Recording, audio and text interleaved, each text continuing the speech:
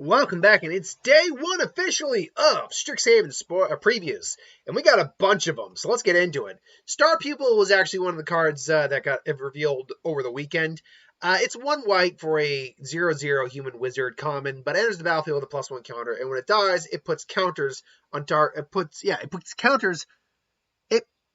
its counters on a target creature you control. So if it dies, normally you'll get a +1 counter. If you've been able to get counters on this guy, helps out as well. Actually, it's not that bad, really. It's a good look. It actually makes you want to block with this. It's actually a very good chump blocker, especially if you have other things on the field. Now, if you don't have other things on the field, it does make it a bit more difficult to use, just because it's like, okay, now I'm going to be wasting this creature. But it's got its applications, certainly. Not amazing, but for a little 1-drop, I can definitely see worse. Elite Spellbinder is a 1 white, 2 of any color, human cleric, rare, 3/1, flying. When this card enters the battlefield, look at target opponent's hand. Let me try that again. Look at target opponent's hand. You may exile a non-land card from it. For as long as that card remains exiled, its owner may play it.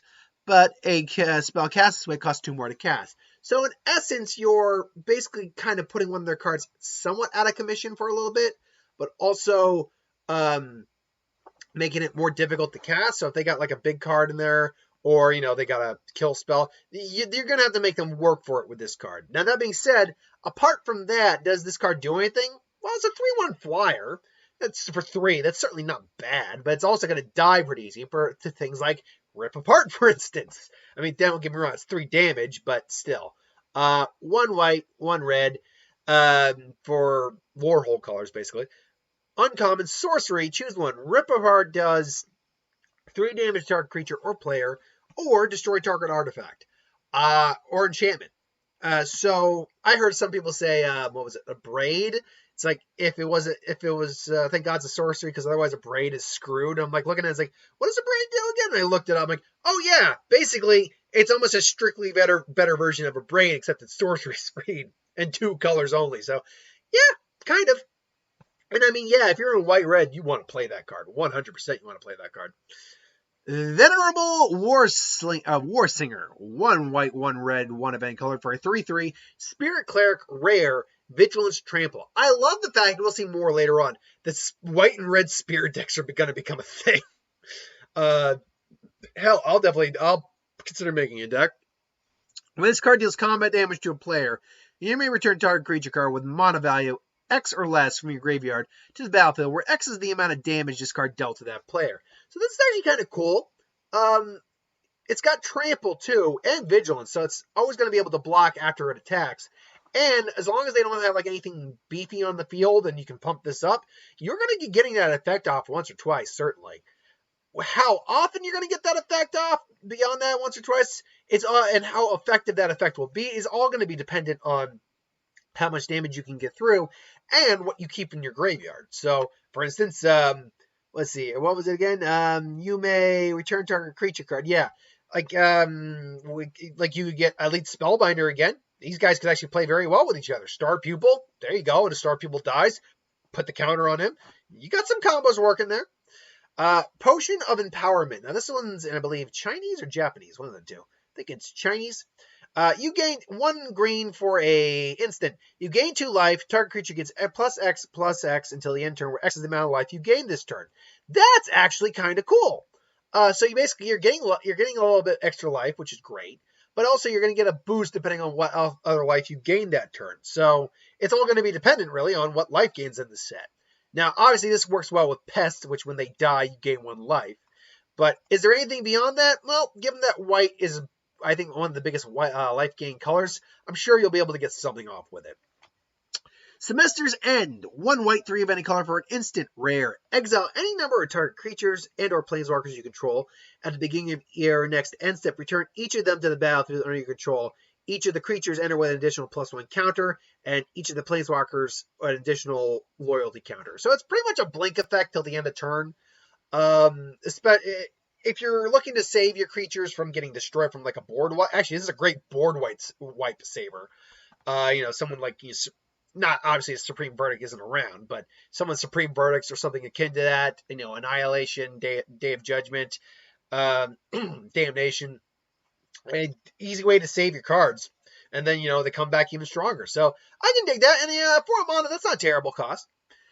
Academic Probation, 1 white, 1 of any color. Almost looks like she's got Jace up there, but or strung up, but I know it's not Jace because he's not on the set. Lesson, it's a sorcery and a lesson. Rare, choose one. Choose a non-land card name. Opponents can't cast spells with the chosen name until your next turn. Choose target non-land permanent until the next turn. You can't attack or block, and its activated abilities can't be activated.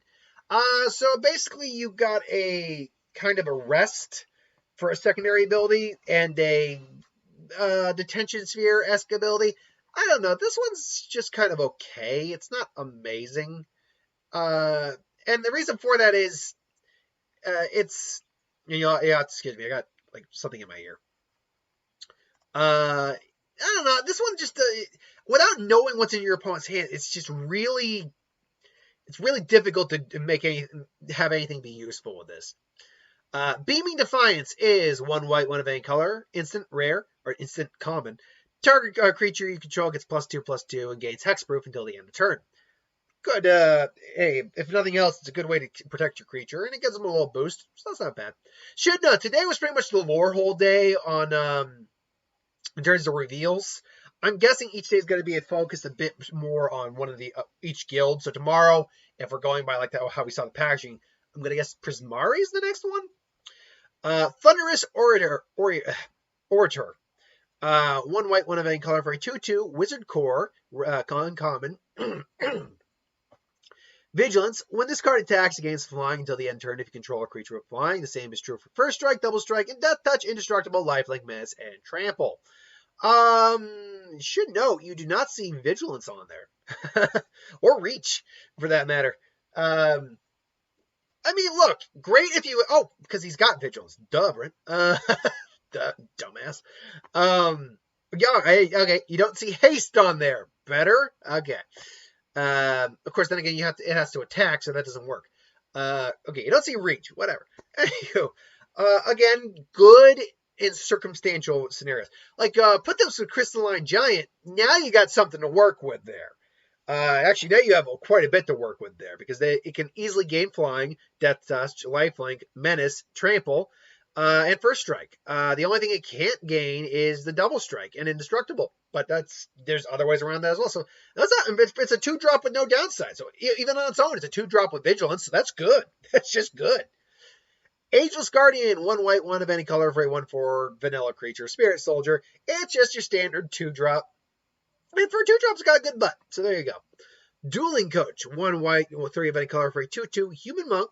When it enters the battlefield, put a +1 counter on target creature. You can pay 4 in 1 white, tap this card, and put a +1 counter on each creature you control with a +1 counter on it. If you've got counters in late game, this could work out pretty well. But it's a 2/2 for 4. Those stats are never that good on their own. That being said, you can put a +1 counter on it as well to make it a 3/3 for 4.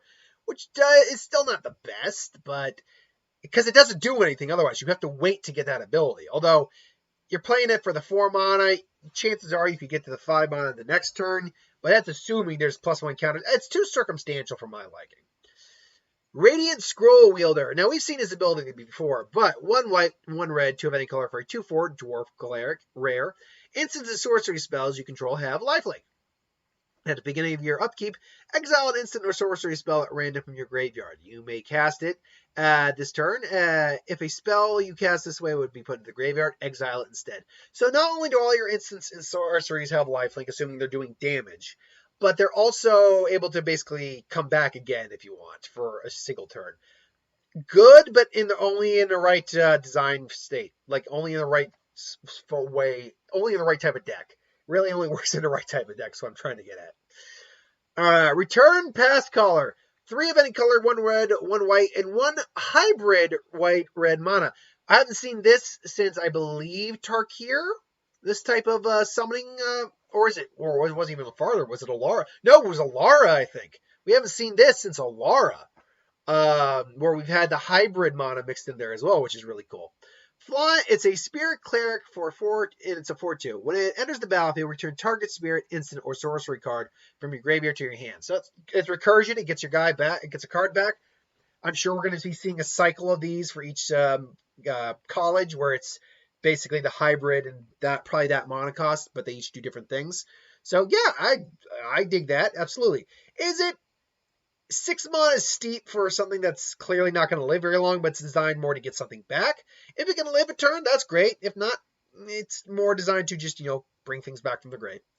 Stonebound Mentor is 1 white, 1 red, 1 of any color for a Spirit Advisor. Ooh, 3/3. Whenever one or more cards leave your graveyard, scry 1.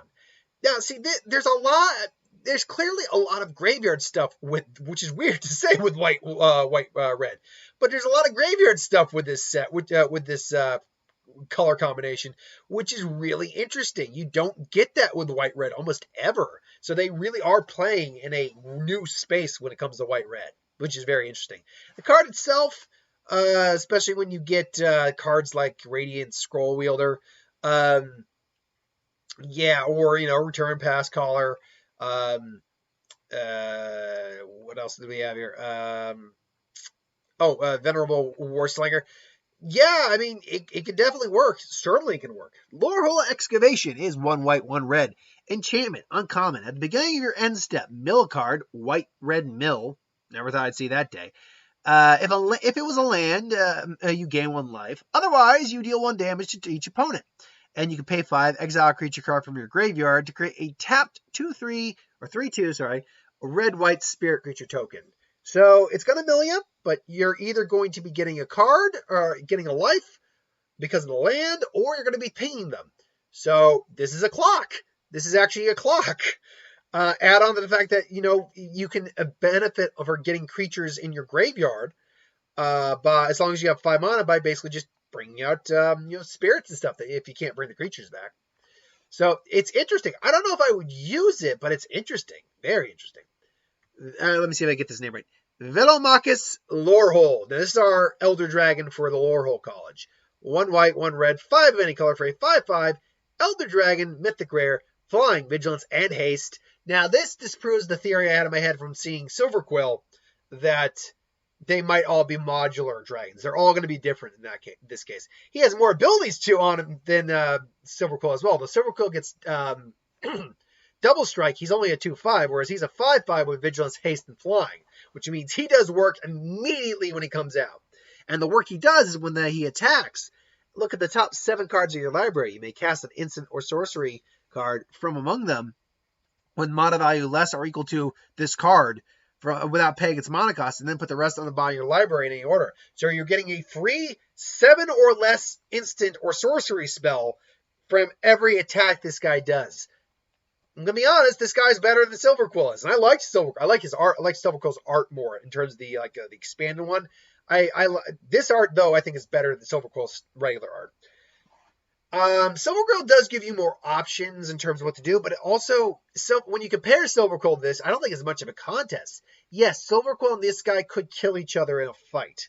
In fact, if anything, if Silverquill could actually beat him outright if he gives Velomoccas Lorehold the ability other than +1, and you put a +1 counter on Silverquill. But the problem there is that because Silverquill can get a instant or sorcery from top of the deck and just play it, it's very likely Lorehold's more likely going to win and I'm just thinking about lore-wise, who's the strongest of the Elder Dragons. They're all probably comparable to each other, but some of them are probably a little stronger than others.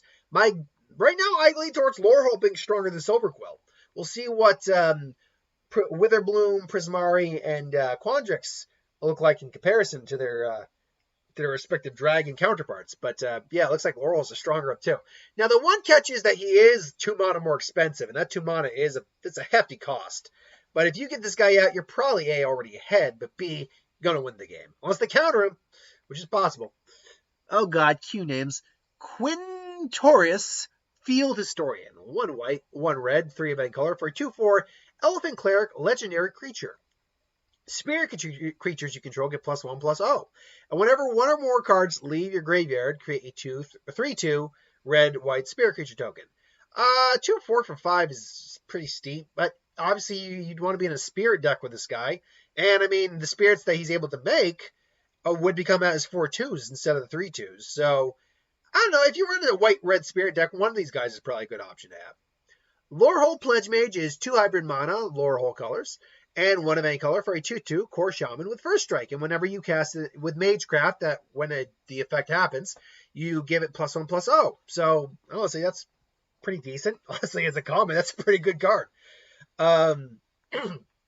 Because I mean, it's not hard to get to play spells, so you're most likely going to set it off more than at least once a turn, maybe more, which means you'll have at least a 3/2 or a 4/2 with first strike, and that's not fun to deal with.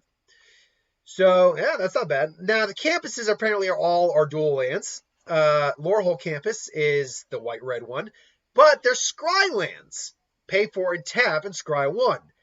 I think a lot of people are going to want to use that. Sorry, I got a little thing caught in my throat here. I got a little bit of water left. Okay. Illuminate History. 2 red, 2 of any color for a sorcery, lesson, rare. Discard any number of cards and then draw that many cards.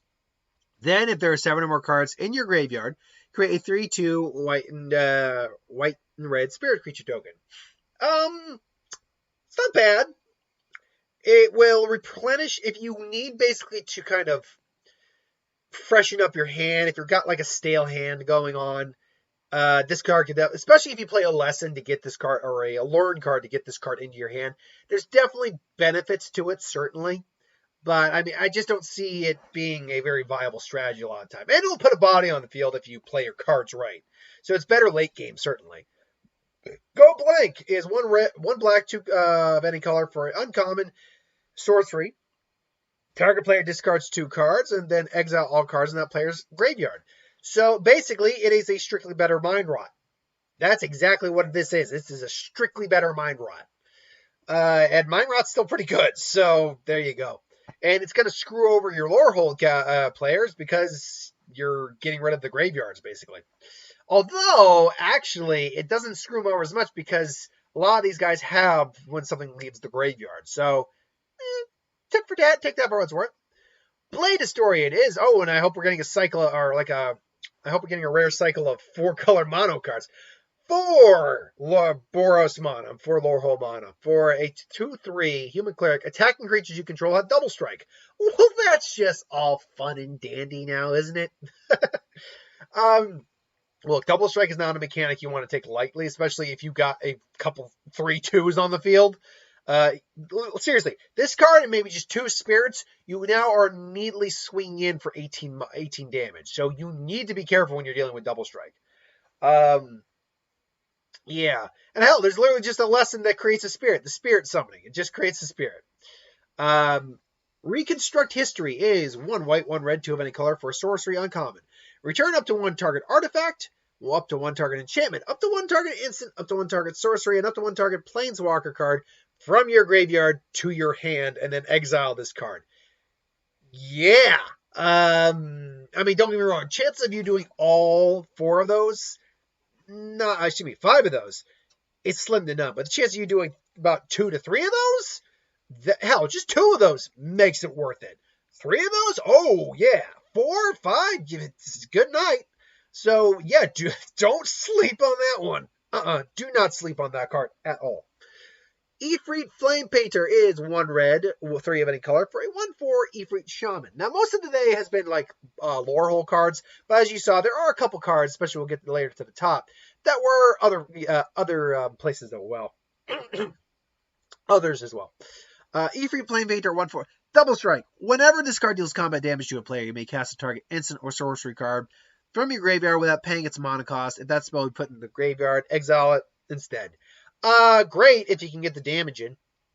That's gonna be the thing. Can you get the damage in? Now, giving something flying is very easy to do a lot of the time, but we haven't actually seen a lot of cards that do that yet. I'm sure they exist, but we haven't seen that yet.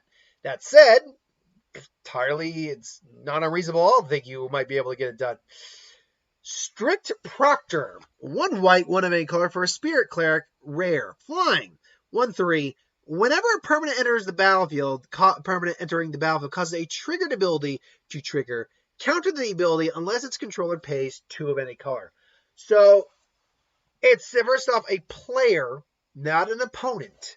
So you can play this with your own cards. I've already seen people talking about using this with like Croxus, and the Titans like that to counteract their basically ETB and then dying ability. But as someone who's played Arena a bit now, I can tell you right off the bat, there's a card out there known as Scoop Mob. Scoop Mob is a fun little card. You guys, back in the day around Zendikar, you played it. It was a little 1/1, but when you had a certain amount of land, you put 4+1 counters on it each turn. Fun card. It made a baby called Scoot Swarm.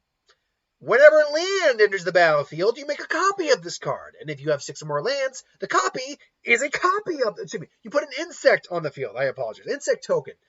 And if you have 6 or more land and the land enters the battlefield under your control, you make a copy of that card. And that shit stacks quick. Especially when you mutate on the son of a bitch. And now, and I think that was like Realm Razor, the 4/4 that destroys artifacts. That was Anguirus in the Godzilla skins. That son of a bitch then turns into the 4/4 reach, trample, destroy artifact, and still make more copies that are the same thing. So to see this, it looks like, you ever see a card that looks like it's designed to counter a specific card that's been running amok for a while? This to me feels like an answer to Scoot Swarm, among other things. So good card overall. Heated debate. 1 red, 2 of any color for a common instant that can't be countered. This card deals 4 damage to target creature or player. Or player. Blazewalker. Sorry, yeah, player. It would not be common at that point. Yeah. That's fine. Damn fine. It's good. There's nothing really to say about it. I mean, it's a little pricey, but 4 damage, you want to use 4 damage most of the time. Reduced to memory, 2 white, 1 of any color. Exile target non-land permanent. Its controller creates a 3/2 red and white spirit creature token. Assuming that you got cards that would activate when they leave the battlefield. Like, for instance, if I'm not mistaken, this is not when it dies. Nope, that's when it dies, so that doesn't work. But assuming you got cards that can work to your benefit with that, you could exile a non-land permanent that you know will give you an effect, and then work it from there. Overall, I've seen worse. This is a decent card. Worst case scenario, you get rid of their biggest thing, get rid of their Elder Dragon. They'll get a 3/2 spirit. You can deal with that a bit better than the giant Elder Dragon. So yeah. Hotfreer, Ghost Forge, 1 white, 1 red, 3 of any color for a 4/5 Dwarf Cleric, legendary, mythic rare. Spirits you control get +1/+1 and have trample and haste. It's already a better version of the elephant. Whenever another non-token creature you control dies, exile it. If you do, create a token that's a copy of that creature, except the spirit, in addition to its other types, that has, when this creature leaves the battlefield, return the exile card to your graveyard. So basically what this does, first off, pumps all your spirits, gives them trample and haste. But it pumps all your spirits, but turns every other creature you have into a spirit. And then when that creature dies, you still get the card to go back in your graveyard for other shenanigans. 5/4 for 5. I mean, now the only downside is this thing doesn't have an ability of its own. But really, with everything this thing is doing, you could easily just Nexus, Wood Nexus or Nexus Void? But basically, Nexus, that turns everything into everything. You can just do that, turn him into a spirit, and give him that. Like, there, done. Like, this thing's nuts. This thing's gross. And now that I say it out loud, I'm thinking like, oh, on Arena? Oh, I'm making that deck if I get this guy. Thrilling Discovery. 1 white, 1 red. Sorcery. Common. You gain 2 life, then you may discard 2 cards. If you do, draw 3 cards. Well, first off, you don't have to draw the cards if you don't want to. If you don't want to give up your hand, you don't have to. And if you do, you can and get an extra card out of it. And you still gain 2 life. So honestly, that's a pretty solid card. Bury in Books. 1 blue, 4 of any color. For an instant common. This spell costs 2 less to cast if it's targeting an attacking creature, and you return target creature to its owner's library second from the top. It's a fun little bounce spell. I've actually seen people comment that that's a creature from Warhammer. No, that's fun, because they are doing that kind of crossover thing, Beyond Universes. So maybe this is kind of a nod. Maybe it came out of the books. Curate is 1 blue, 1 of any color, instant common. Look at the top 2 cards of your library. Put any number of them into your graveyard, and the rest back on the top of your library in any order. Draw a card. I'm sorry. Why wasn't this just freaking Okay, it's not scry. Sorry, I had to reread it again. Apart from that, it's a search effect. You're gonna get your money's worth out of it. And you draw a card. Lastly for the day, Sparring Regime, or Regiment, Regime. It's Regime, sorry. 1 white, 2 of any color for a rare enchantment. Learn. You get a lesson. Whenever you attack, put a +1 counter on a target attacking creature and untap it. Yeah. Oh god, this is gonna get disgusting fast. Seriously. Think about that. No matter what, as long as you're attacking, you're good. You are going to get shit done with this. Because your creature's always, basically, it's going to have pseudo vigilance is what it's going to have, and it's going to keep getting bigger. This is actually a card you're either going to need to deal with a creature, or you're going to need to deal with this card fast, because this is going to get out of hand quick, especially if you play like goblins, or you play like spirits, or 1/1 like humans, stuff like that, and they all attack, and they all get the +1 counter. Yeah. This is kind of messed up, actually. Campus Guide is 2 of any color for a golem. Cute little golem. There's nowhere in Strixhaven I can't find. Where do you need to go? I just like to think that's how he sounds. And there's the battle. You may search your library for a basic land card, reveal it, and put it on top of your library. It's a cute little guy. He's a cute little search guy. Last but not least, we have Symmetry Master. It's an uncommon 2/2 creature. I think it's a Rhinoceros Druid from what I'm looking at. I believe this is Spanish. I could be wrong. It has reach. And whenever a creature you control power equal to its toughness, that's interesting. Equal to its toughness attacks against trampled to the end turn. That's interesting. That's really interesting. Power equal to its toughness. That's actually kind of cool. Because there are plenty of cards that do equal stuff. You, in theory, could do a Naya colored deck, and basically have Lorehold come out, because Lorehold's power and toughness, Lorehold's power and toughness are equal. So then you can give this guy trample along with that vigilance, haste, and flying. And this guy only costs 4. Now, is this amazing? No, but that he also can get trample because he's also got that. I dig that. That's kind of cool. So yeah, I'm all for that one. Ultimately, that's all the cards we got spoiled today. What did you think of the cards spoiled? Did you like them? Did you hate them? I'm looking forward to all this stuff. Like I said, I will probably just put the money down to get a box of it because I am sad. Until then, thanks for watching. Hope you enjoyed. What'd you think? Hit that bell if you want to see more, or if you want to be notified. Like, comment, share, subscribe, and I'll see you folks next time.